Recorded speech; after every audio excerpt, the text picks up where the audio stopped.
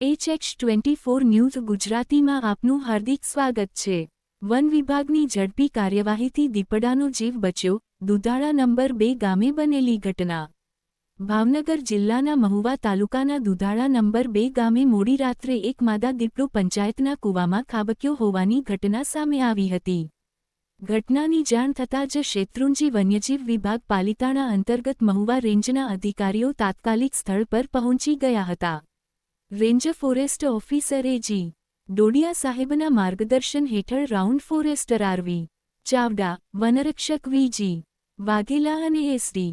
જેઠવા સહિતની ટીમે પિંજરાની મદદથી દીપડાને સલામત રીતે કૂવામાંથી બહાર કાઢ્યો। દીપડાને તાત્કાલિક સારવાર અને વધુ તપાસ માટે ગેબર એનિમલ કેર સેન્ટર ખસેડવામાં આવ્યો છે। આ સમગ્ર કામગીરીમાં દુધાળા નંબર 2 ગામના ગ્રામજનોએ પણ સહકાર આપ્યો હતો। સદનસીબે કોઈ જાનહાનિ થઈ નથી અને દીપડો હાલ સુરક્ષિત હોવાનું વન વિભાગે જણાવ્યું છે।